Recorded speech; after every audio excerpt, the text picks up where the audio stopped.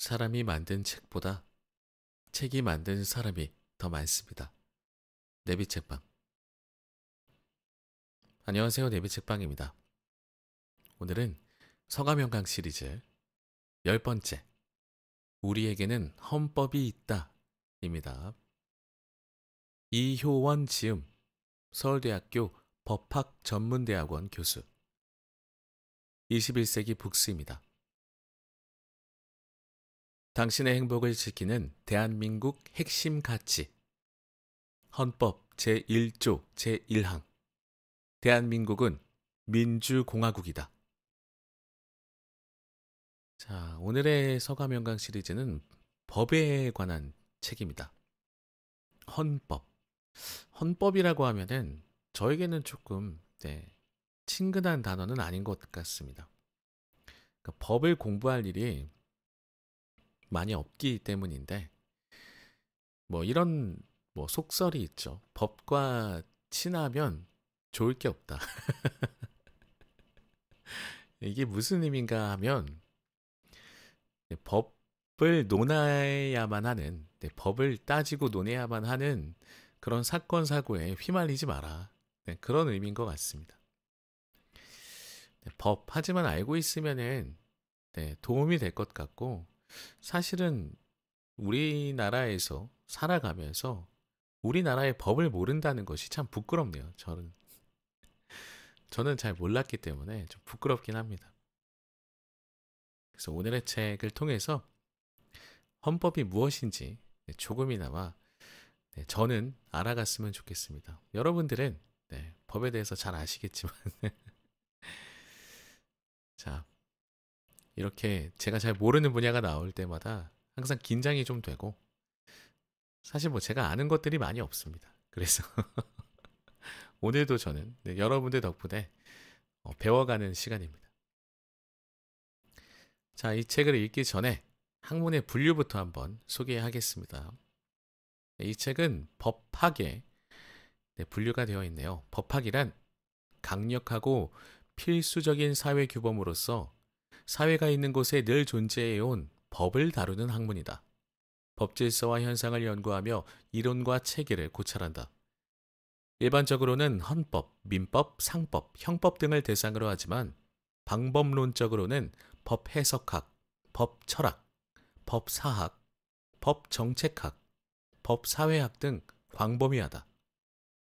특히 현대 사회에는 기술의 발달과 세계관의 급격한 변화에 따른 법의 발전도 요구되고 있는 만큼 법 철학이 문제 삼고 있는 원리에서 실정법에 이르기까지 깊고 넓게 연구되고 있다. 철학과 사회과학을 아우르는 법학은 인간의 존재와 미래. 이 부분은 좀 감명 깊네요. 인간의 존재와 미래, 사회의 권력 구조와 뭔가가 좀 문제가 생겼습니다. 사회의 권력 구조와 작동 전반의 조화로운 이해를 가능하게 한다. 법을 이해한다는 것은 단순히 법이 뭔가라기보다는 사회의 권력 구조와 사회가 움직이는 원리의 조화로운 이해를 가능하게 한다고 합니다. 하긴 생각해보면 우리가 지금 살아가는 이 사회는 법을 기반해서 질서가 만들어진 것이잖아요. 그래서 법은 사실 기초적으로 좀 알고 있어야 되지 않나 싶네요. 저만 몰랐습니다. 죄송합니다. 저는 모르고 있었습니다. 오늘 많이 배우겠습니다. 자, 법학 기대가 됩니다. 목차 소개해 드릴게요. 들어가는 글, 헌법은 행복한 국가의 미래상이다. 1부, 대한민국의 주권은 국민에게 있다. 국민주권. 좋은 헌법을 가져야 하는 이유. 헌법 49일의 기적. 건국 헌법은 어떻게 만들어졌는가? 대한민국 최고 권력은 국민이다. 자, 각 부의 마지막에는 Q&A가 항상 있습니다. 그래서 목차 소개에서는 생략하도록 하겠습니다. 2부, 법은 행복을 추구할 권리를 보장한다. 법치국가. 보호와 통제라는 양날의 검. 이 부분은 좀 흥미롭네요.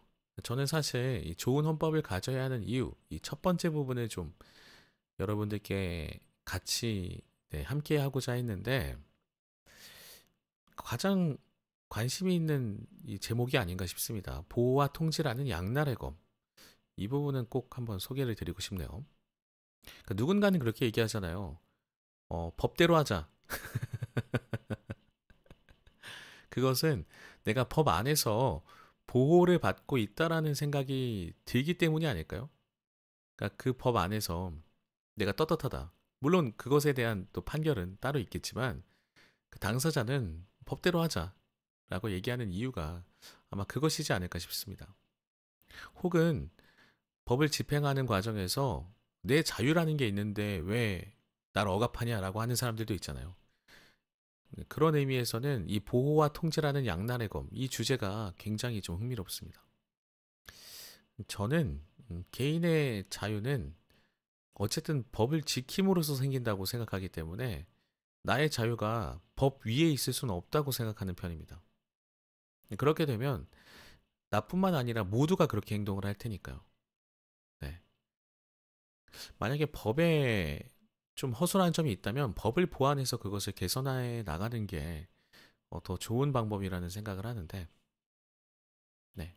아무튼 저의 짧은 생각이었습니다. 계속 소개하겠습니다. 법치는 어떻게 정당화되는가? 신뢰할 수 있는 법의 조건.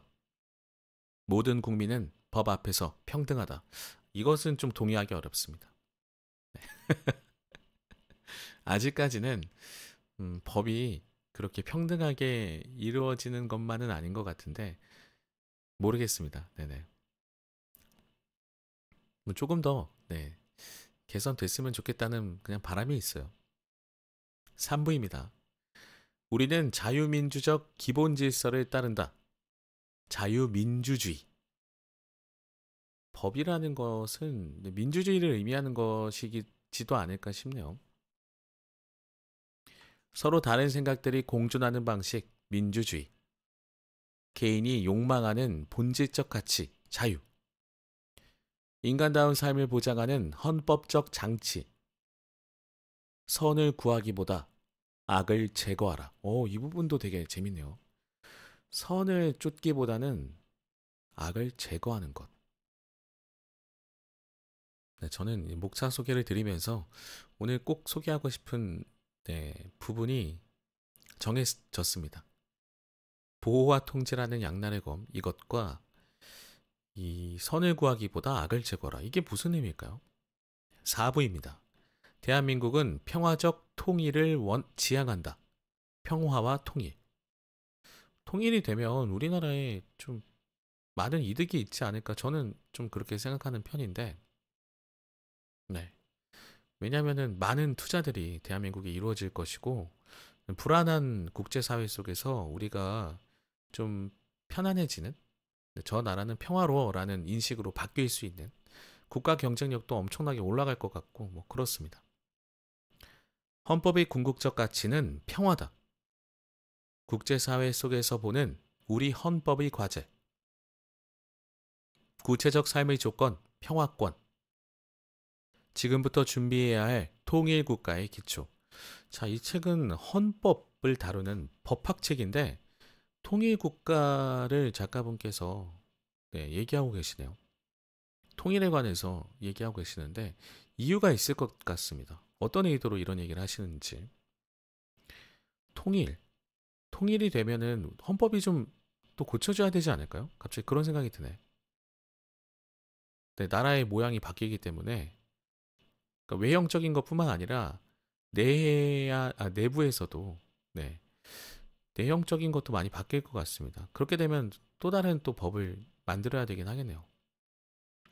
어차피 통일이 된다고 하면은 좀 빨리 돼서 헌법도 미리 빨리 바꾸고 미리미리 하는 게 한국인의 성격상 빨리빨리 미루지 말고 적합하지 않나 싶네요. 뭐 그런 생각은 듭니다. 통일하면은 뭐 약간 부정적인 반응들도 물론 계시겠지만 그렇다고 해서 통일이 안 되고 위에 북한이 다른 나라에 넘어가는 건 더 억울하지 않을까요? 저는 그런데 뭐 통일하기 싫어. 그럼 북한 남 줄 거야? 그건 더 싫은데. 저는 통일이 돼야 한다고 생각합니다. 그래서 우리의 이익을 위해서. 그리고 그것이 역사적으로도 응당 맞는 것이고. 네, 그렇습니다. 나가는 글 우리에게는 좋은 헌법이 있다. 마지막으로 참고 문헌입니다. 자, 그러면 저는 오늘 정했기 때문에 보호와 통제라는 양날의 검, 네, 이것과 아까 말씀드렸듯이 3부의 선을 구하기보다 악을 제거하라. 이 부분 한번 소개하겠습니다. 자, 저자분의 생각부터 들어봐야겠죠? 들어가는 글 읽겠습니다. 들어가는 글. 헌법은 행복한 국가의 미래상이다. 모든 인간은 행복을 추구한다. 하지만 인간의 삶이란 불안하고 고통스럽다. 행복은 고통의 부재이기에 행복에 대한 강한 욕망은 그만큼 더욱 큰 고통을 가져온다. 고통을 제거하고 행복하기 위해서는 현실적 자기 이해가 선행되어야 한다.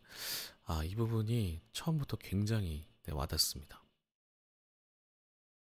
고통을 제거하고 행복하기 위해서는 자기 이해, 그러니까 나를 잘 알아야 된다라는 말씀인 것 같습니다. 지금 나의 상태를 진단해 보는 것이겠죠. 인간은 거울을 통해 자기를 인식하고 타인과 세상을 통해 자기를 재인식한다. 그리고 어떻게 살 것인지를 고민하고 결정한다.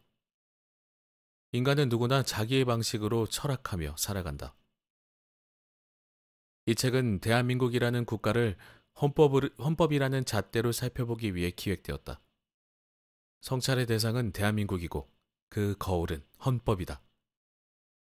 왜 대한민국이라는 국가를 살펴봐야 할까? 현대사회에서 개인과 국가는 불가분의 상관관계를 맺으며 서로 밀접한 영향을 주고받는다.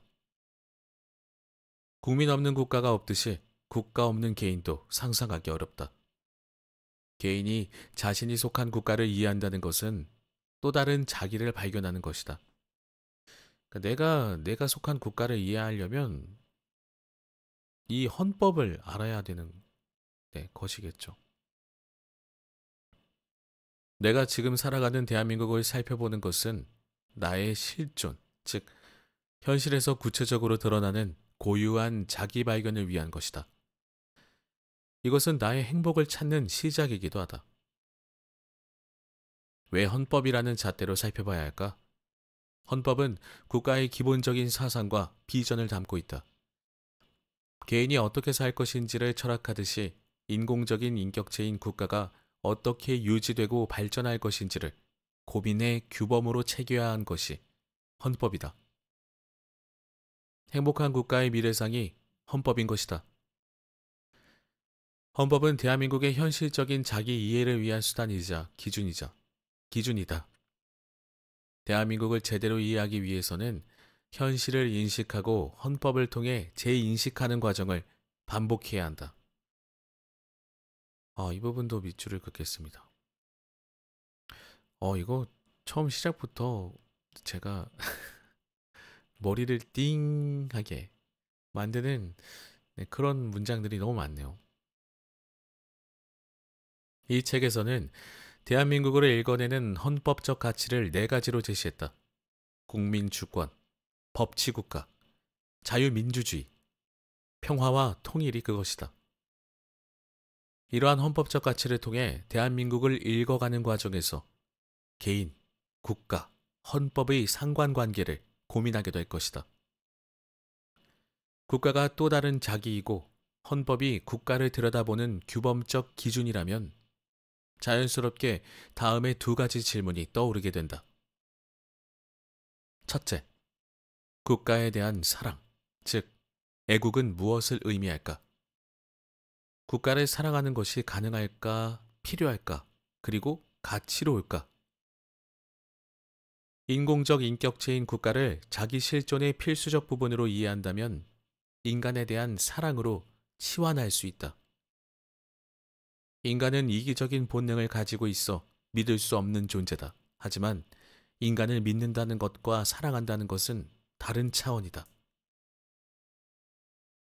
인간은 믿을 수 없는 존재라는 것을 이해하고 수용할 때 비로소 사랑할 수 있다.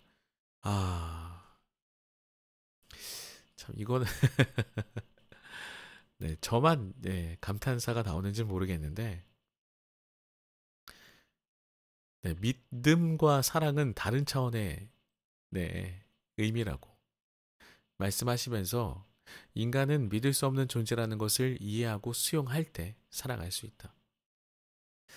저는 이것과 비슷한 말을 좀 떠올려 보자면 이런 말을 들은 적이 있었는데 어떤 사람을 딱 봤을 때 그 사람의 장점을 보게 되면 그 사람을 좋아하게 되고 그 사람의 단점을 알게 되면 그 사람을 사랑하게 된다. 네, 그런 말을 들은 적이 있는데 그때 그 의미가 무엇인지 잘 이해하지 못했어요. 근데 지금 이 책을 읽으면서 믿음과 사랑을 작가분께서 얘기해 주시는 걸 보니 그 말이 뭔지 좀 알 것 같아요.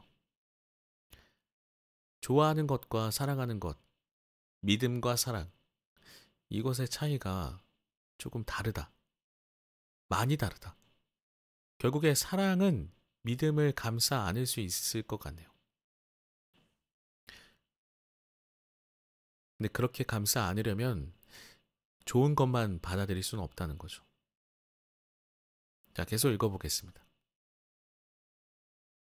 국가 역시 언제든지 개인을 폭력적으로 지배할 위험이 있기에 믿을 수 없다. 하지만 국가를 제대로 이해한다면 사랑할 수 있다. 애국을 국가 자체에 대한 존경과 충성으로 이해하면 이는 권력자의 이데올로기가 되기 쉽다. 애국은 국가의 헌법적 가치를 사랑하는 것이 되어야 한다. 이때 비로소 국가를 사랑할 수 있고 애국은 가치로운 것이 될 수 있다. 둘째, 헌법적 가치를 어떻게 실현할까? 헌법은 규범학이다. 사실 판단을 전제로 가치 판단을 대응시켜 양자를 일치시키기 위해 노력한다. 가치 판단은 시간과 공간에 따라 상대적이고 개인의 관점에 따라 주관적이다. 즉, 보편 타당성을 갖기 어렵다. 헌법적 가치 역시 절대적 진리가 아니다. 추상적인 헌법적 가치를 특정한 해석의 틀로 강요하게 되면 다수에 의한 폭력적 지배가 발생할 위험이 있다. 따라서 추상적 선을 추구하기보다 구체적 악을 제거하는 것이 보다 명확하고 안전한 방법이다. 선한 가치는 추상적이어서 잘 보이지 않고 알기도 어렵다. 악한 표상은 구체적이어서 상대적으로 잘 드러나고 알기도 쉽다. 따라서 헌법적 가치를 적극적으로 찾아 실천하기보다 반헌법적 모습을 하나씩 고쳐나가는 것이 현실적이고 안전하다. 악은 명확하다. 네. 하지만 선은 잘 보이지 않는다. 어렵네요. 어려워요. 하지만 우리는 어느 순간 잘 보이는 것을 선으로 착각하기도 합니다. 로스쿨 체제로 전환된 이후 서울대학교에서도 2018년 법과대학이 없어지고 강의 또한 변호사 시험에 맞추어야 했다.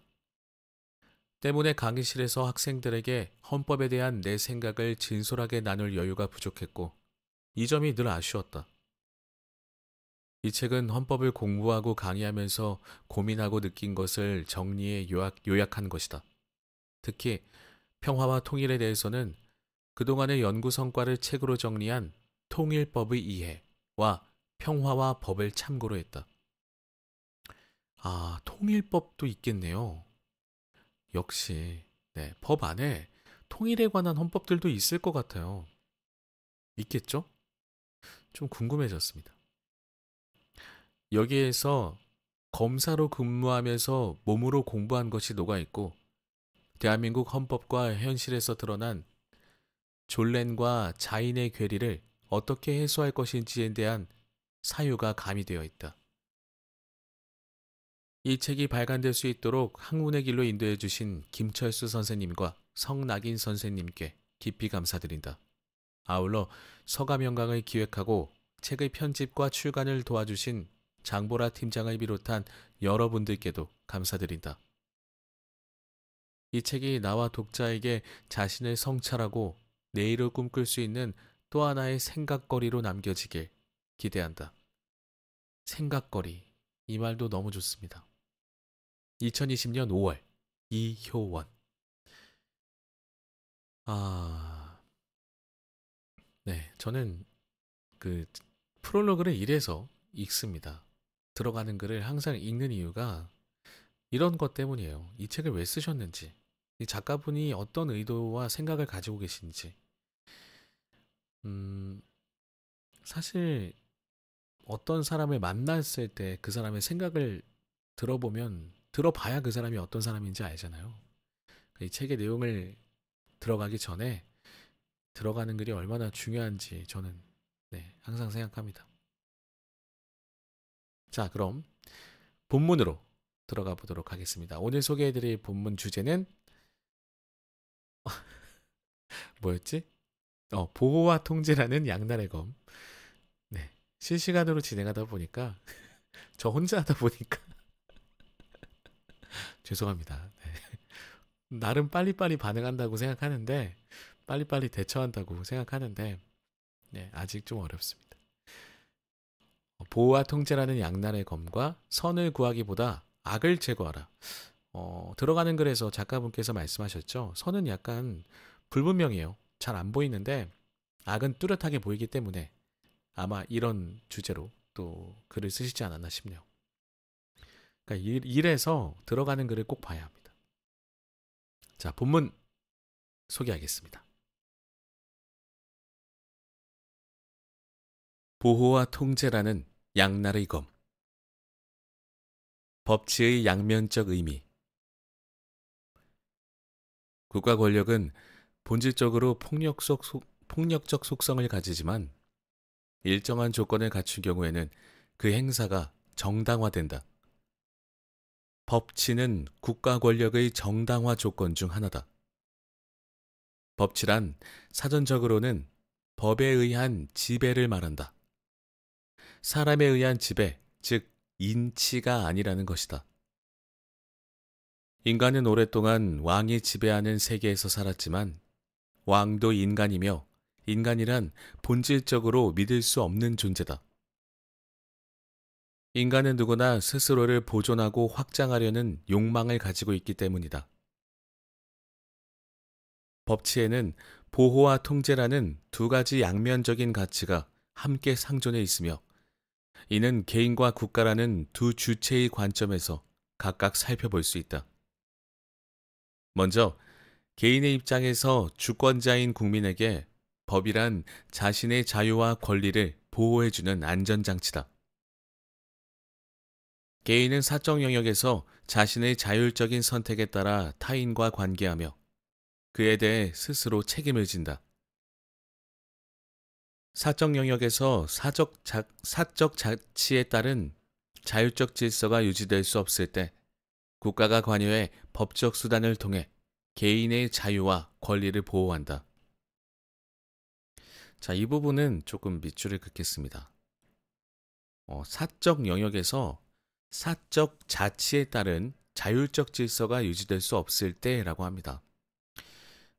자율적 질서라는 것은 나만의 편의를 위해서 다른 사람의 어떤 행복이랄까요? 다른 사람의 권리? 권리라고 하는 게 맞겠네요.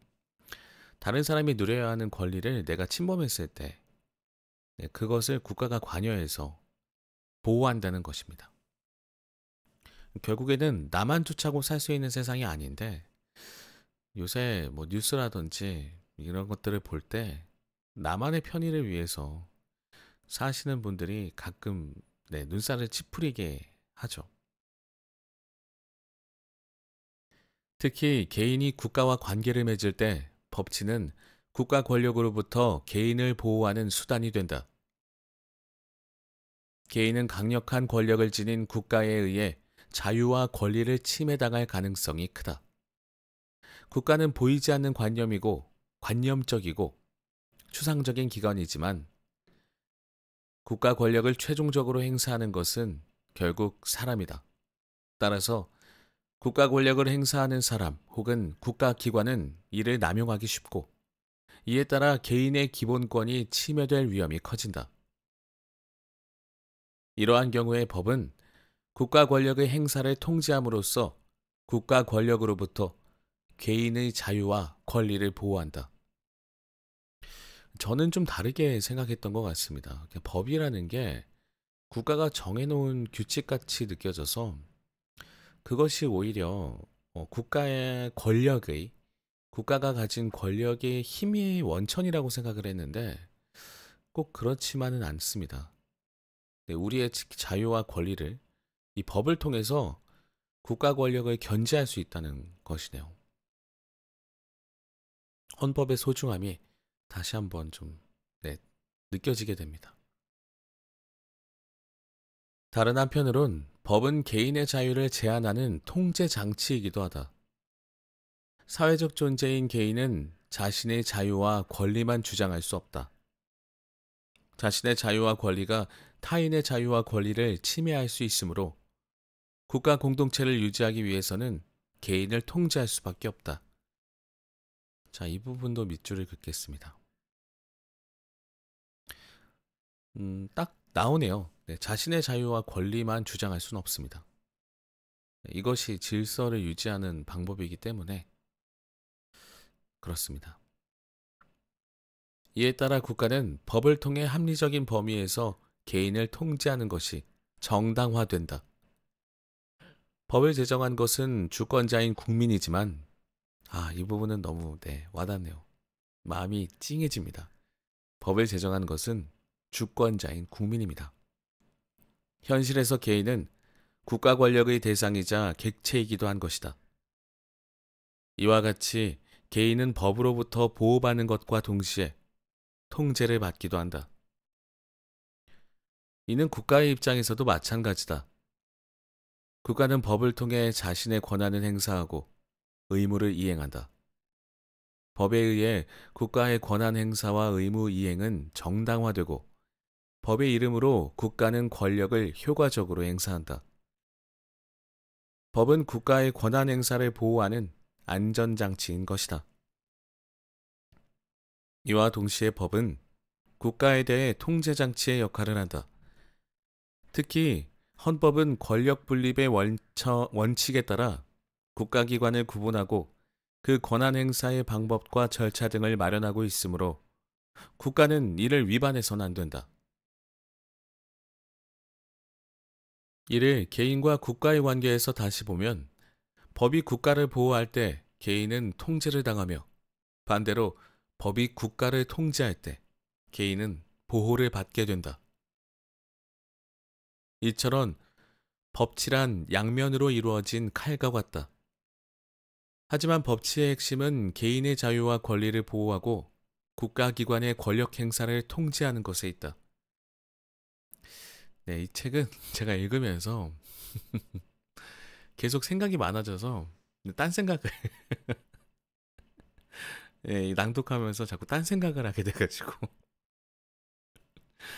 발음 실수가 잦네요. 죄송합니다. 법치가 국가 권력의 행사를 효과적으로 수행하면서 개인을 통제하는 수단에 그쳐서는 안 된다. 자, 법치가 국가 권력만을 위해서는 효과적으로 수행을 하기만 하면 개인을 통제하는 수단이 돼버리니까 그것은 좀 견제를 해야 될 것 같습니다. 헌법은 모든 인간이 존엄과 가치를 가지며 자유롭고 평등하게 행복을 추구하는 국가를 만드는 것을 목적으로 한다.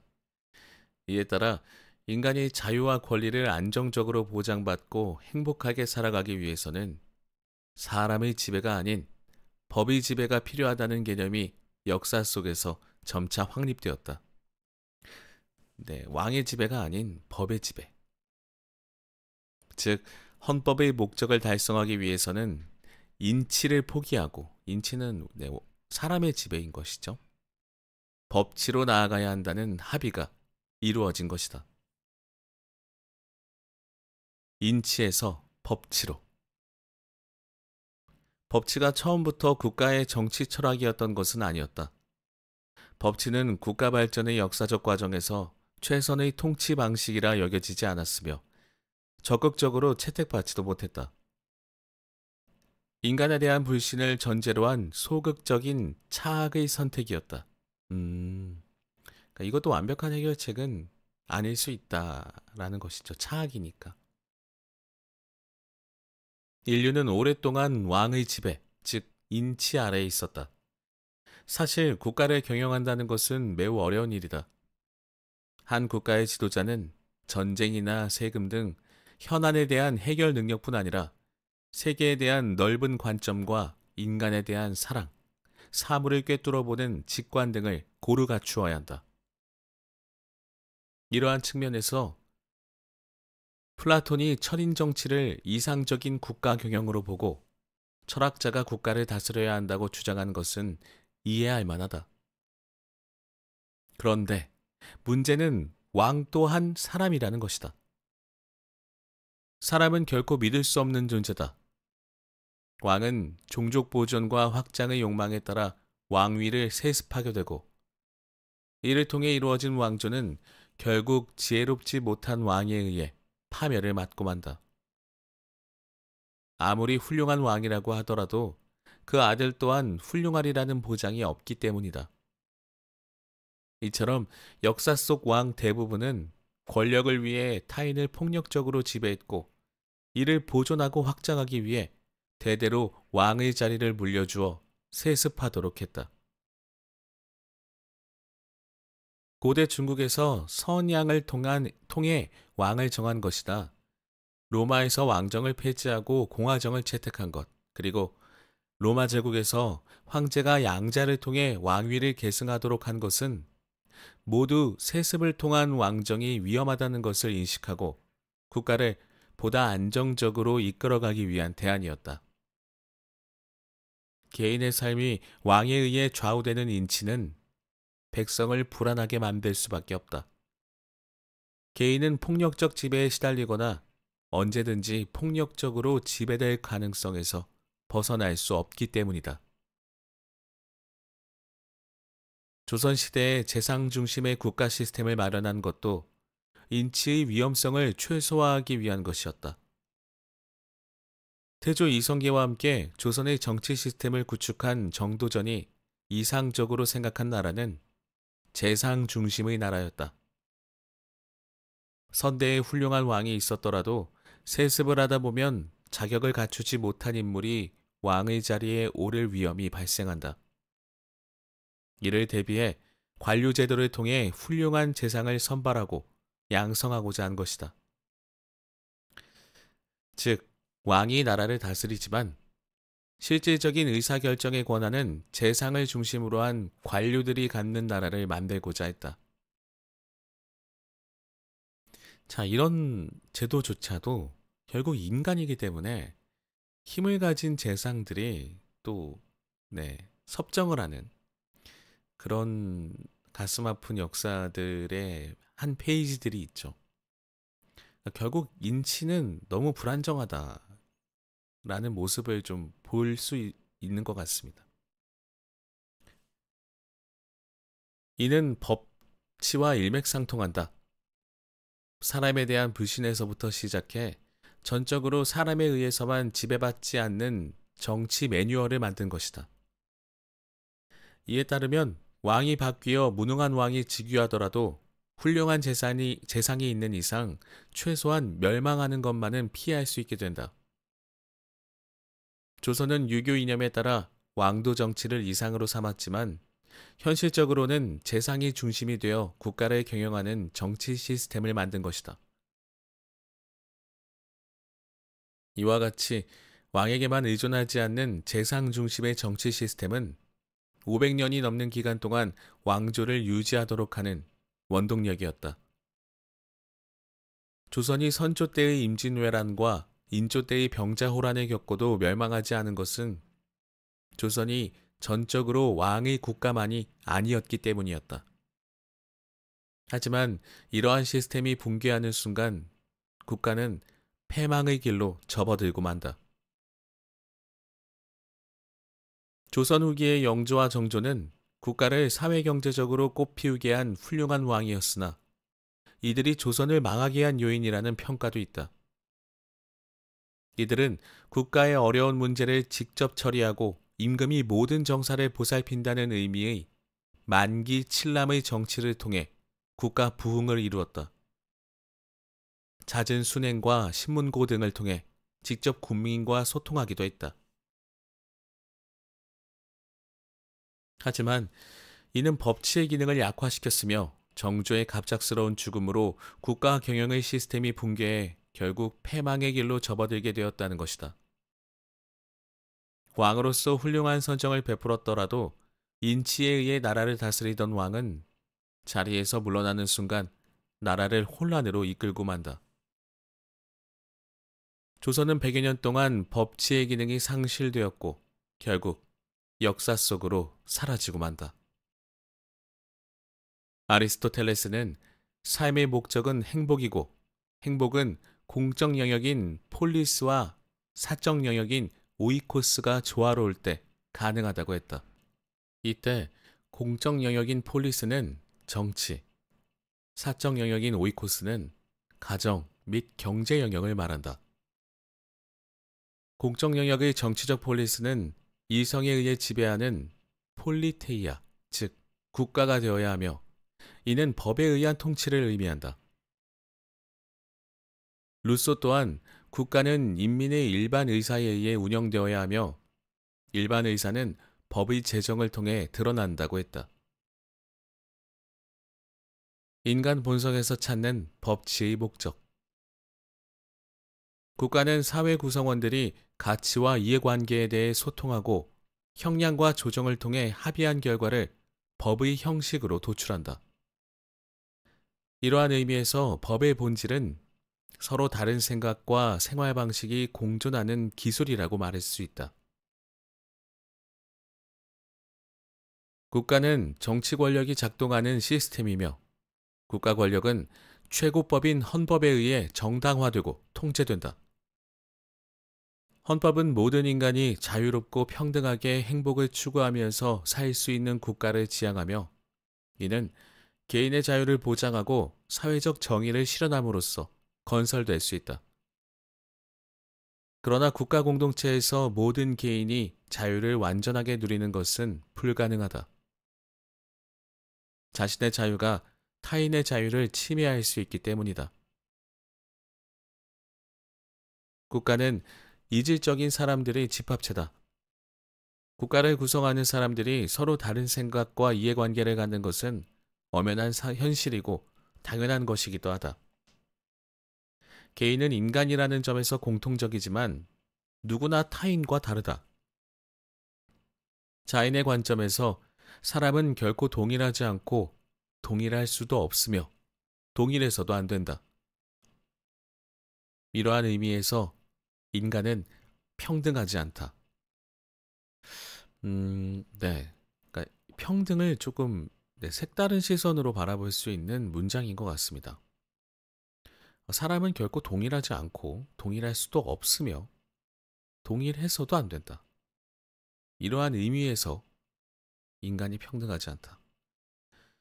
우리가 평등하지 않다라고 얘기하는 것은 대부분 이제 태어났을 때 예, 요새 말로 내가 어떤 수저를 들고 태어나냐 이런 것들로 많이 평등하다 평등하지 않다 예를 드는 것 같는데 어차피 동일할 수 없고 동일하지도 않고 동일해서도 안 되기 때문에 우리는 평등하지 않다는 것을 스스로 그냥 인정하고 살아야 되지 않나 싶네요. 그런데 정치 권력을 서로 다른 인간에게 자율적으로 맡기게 되면 권력을 장악한 사람이 타인과 국가를 지배할 가능성이 크다. 국민이 주권자로 제대로 행세하기 위해서는 국가 의사를 결정하는데 평등하게 참여할 수 있어야 한다. 이와 같이 인간이 평등하다는 것은 존레의 관점에서 인간을 평등하게 취급해야 한다는 것을 의미한다. 그러나 이때의 평등은 특정한 측면에서 차별해서는 안 된다는 뜻이지 모든 면에서 동일하게 취급해야 한다는 것은 아니다. 법은 국가 공동체에서 다양한 가치관이나 세계관, 이해관계가 공정하게 조화를 이루도록 소통하고 조정하는 기능을 한다. 법의 목적은 개인의 자유를 보장하고 사회의 정의를 실현하는 데 있다. 이때 자유란 어떤 변화를 스스로부터 시작할 수 있는 능력이다. 자유로운 사람은 자신 이외의 외부적인 구속이나 간섭을 받지 않고 하고 싶은 일을 스스로 할 수 있어야 한다. 사람은 존엄과 가치를 통해 자유로울 때만 행복할 수 있고 자유는 그 행복을 증진시킨다. 이 책은 법학이라고 보기에는 법이 만들어진 이유가 인간다움을 위해서 만들어졌다는 생각이 들게 하거든요. 이 책을 읽으면서. 그래서 이게 법이라기보다는 그냥 인간에 관해서 인간에 관해서 법을 빗대어서 뭔가 다시 생각해보게 하는 그런 책이 아닌가 싶네요.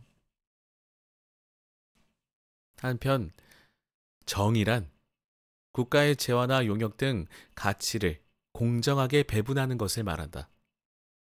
세계 질서 내에서 모든 사물에 그에 걸맞는 올바른 자리를 배정하는 능력을 정의라고 한다. 참. 계속 생각이 너무 많아지시는 책입니다. 저는 많은 것을 느끼면서 지금 책을 읽고 있어요. 사회적 존재인 인간들이 자유로운 존재로 공존할 수 있는 상태이며 이때 정의의 핵심은 공정성이다. 즉, 국가 공동체의 가치 분배에서 자의적인 불평등이 없는 상태를 말한다. 이것도 밑줄을 좀 긋겠습니다. 이때 무엇이 공정한 것인가는 가치관에 따라 다르게 판단된다.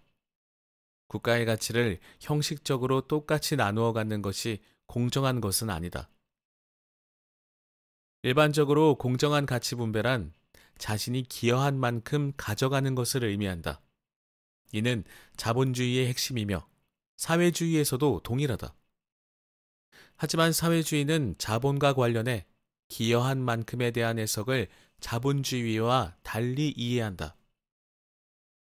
일반적으로 경제적 가치를 산출하는 생산 요소로 토지, 자본, 노동을 드는데 그중 자본에 대해 자본주의와 사회주의는 다른 평가를 내린다. 자본주의에서는 자본을 통해 얻은 수익을 개인이 경제활동에 기여한 만큼의 결과로 본다. 하지만 사회주의에서는 노동을 경제적 가치를 생산하는 근원으로 보고 자본을 통해 얻은 수익은 불로소득으로 취급한다. 자본주의에서는 자본의 기여에 따라 분배하는 것을 정의라고 하지만 사회주의에서는 자본의 착취라고 한다. 사회주의에서는 경제적 가치에 기여한 만큼이란 경제적 가치에 기여한 만큼이란 노동한 만큼을 의미하며 노동의 양과 질에 따라 분배하는 것을 정의라고 한다. 모든 인간은 노동을 해야 한다 라는 것이네요. 내가 쌓아 올린 부를 이용해 불로소득으로 계속해서 재산을 불려서 먹고 사면 안 되고 그건 불로소득이고 너도 일을 해라. 무조건 뭐라도 해라. 그것에 따라서 분배하는 것을 정의라고 한다고 합니다. 한편 사회주의가 더 발전된 형태인 공산주의에서는 경제적 가치에 기여한 만큼이 아닌 필요한 만큼 가져가는 것을 정의라고 한다. 자, 여기에서 이제 우리가 예전에 배웠던 교육이 조금 오해할 만한 부분이 있지 않나 싶어서 한번 짚고 넘어가고 싶은데 제가 알기론 그렇습니다. 뭐 제가 틀렸다면 언제든지 말씀해 주시면 되고요.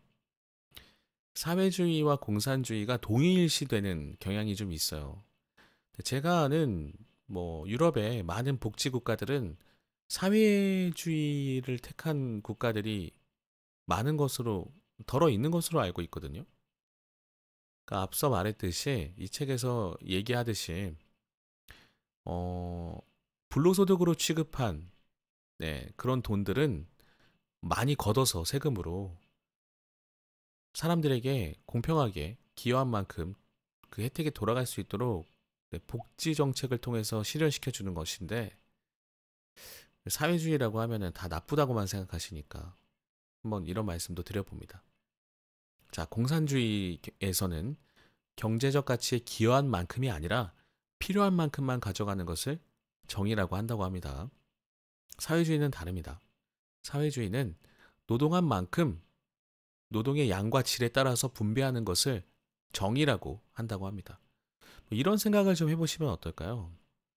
그러니까 어떤 복지가 잘 되어 있는 나라, 특히 우리가 꼭 한번 들어본 세계에서 가장 살기 좋은 나라, 순위에 들어가 있는 나라들은 꾸준히 일을 할수록 좀 험하고 지저분하고 꾸준히 일을 할수록 임금이 높다는 얘기를 들어보신 적이 있을 겁니다. 그게 아마 이것을 말하는 게 아닌가 싶어요. 노동의 양과 질에 따라 분배한다. 저는 납득이 좀 되는 것 같은데 여러분들은 어떠십니까? 네, 계속 읽어볼게요. 필요한 만큼 가져가는 것을 공산주의에서는 정의라고 한다. 즉, 능력에 따라 일하고 필요에 따라 배분한다는 것이다. 자본주의와 사회주의가 능력에 따라 일하고 기여한 만큼 가져간다는 점에서는 일맥상통하지만 기여한 만큼에 대한 계산법에서 차이를 지니는 것과 다르게 그러니까 자본주의와 사회주의는 능력에 따라 일하고 기여한 만큼 가져간다는 게 똑같습니다. 하지만 기여한 만큼에 대한 계산법은 조금 다르다는 것이죠. 아까 말씀드렸듯이 방금 말씀드렸듯이 꾸준히 일을 한 사람은 이 사회가 깨끗해지기 위해서 꾸준히 일을 했기 때문에 기여도가 클 수 있다라고 판단할 수 있어요. 그렇기 때문에 임금이 높은 것이고요. 외국에 나갔을 때 특히 서구 사회에서 배관공 직업을 가지면 돈을 많이 번다라는 얘기도 한번 들어보신 적이 있지 않을까 싶은데 배관공은 아무래도 좀 지저분한 일을 하게 되잖아요. 그것이 바로 기여도가 아닌가 싶네요. 그러니까 자본주의와 사회주의가 크게 다르지 않을 수 있습니다. 자본, 자본을 어떻게 바라보느냐의 차이인 것 같아요. 자본주의와 사회주의가 능력에 따라 일하고 기여한 만큼 가져간다. 하지만 공산주의는 처음부터 분배의 기준을 달리한다. 그러나 서로 다른 능력에 따라 일하고 분배는 필요에 따라 주어진다는 것은 현실 세계에서 결코 지속 가능하지 않다. 인간 본성과 충돌되기 때문이다.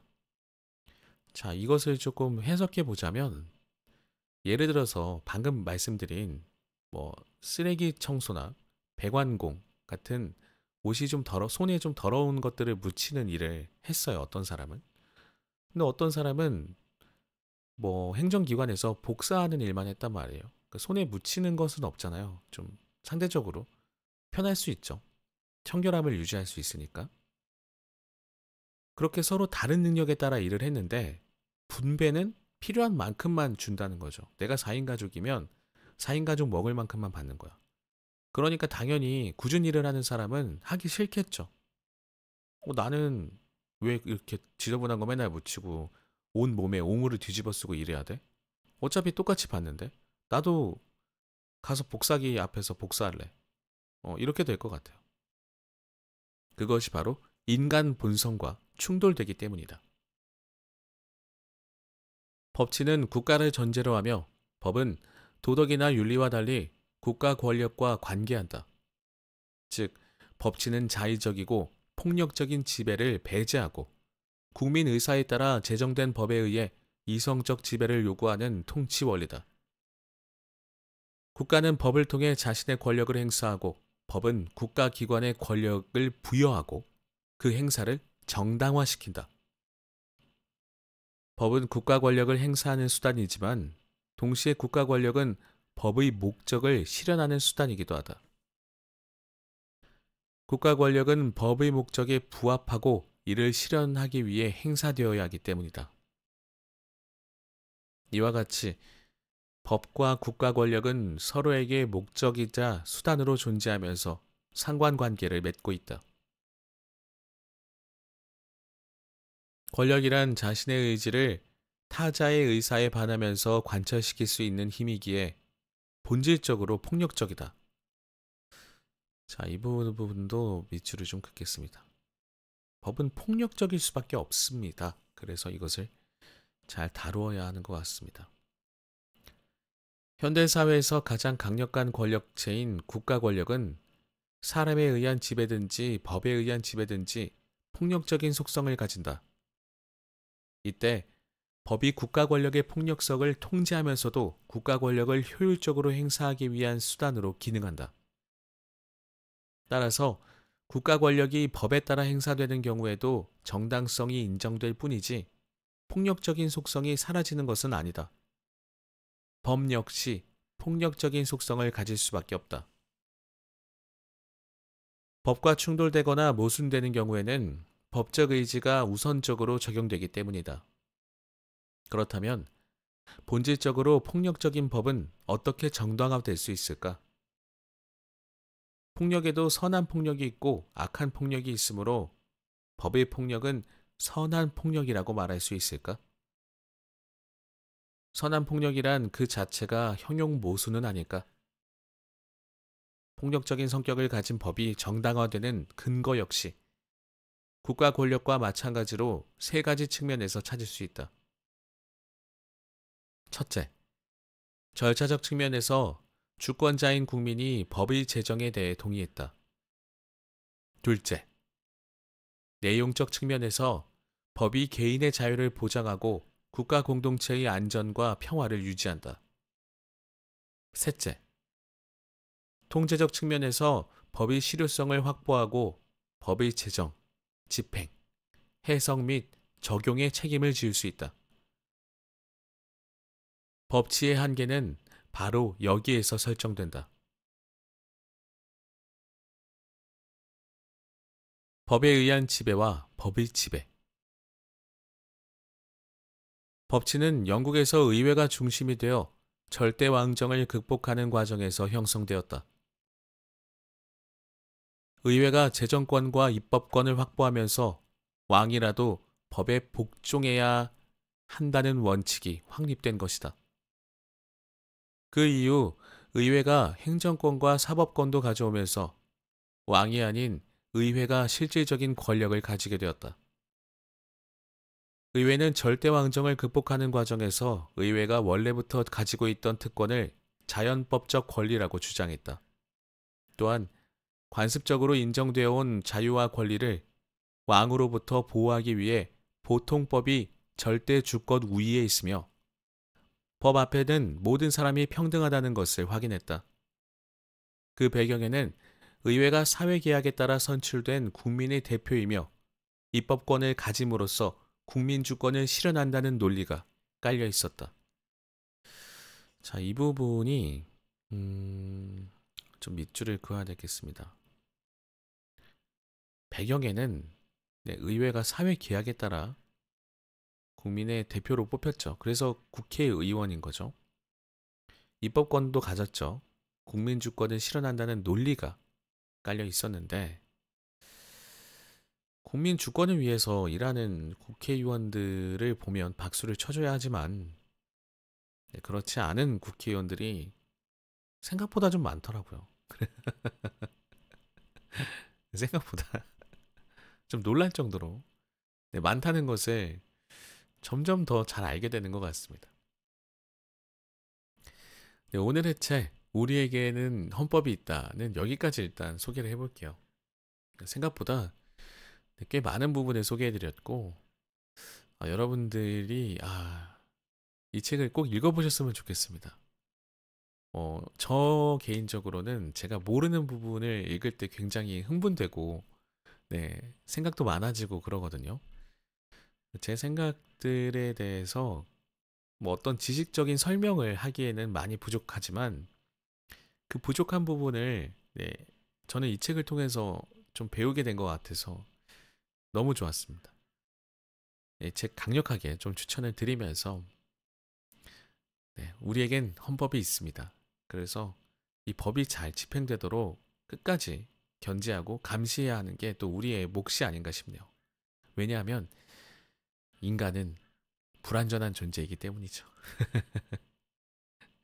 국가 권력을 대표하는 인물이 인간이기 때문에, 인간은 불완전한 존재이기 때문에 우리가 끊임없이 네, 뭔가 소리내고 말하고 그리고 감시하고 견제해야 하지 않나 싶습니다. 자, 네, 여기에서 인사를 드리도록 하겠습니다. 들어주신 모든 분들 감사드리고요. 제가 유난히 많이 발음 실수가 많았습니다. 다시 한번 죄송하다는 말씀 드립니다.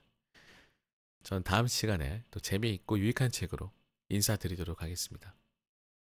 감사합니다.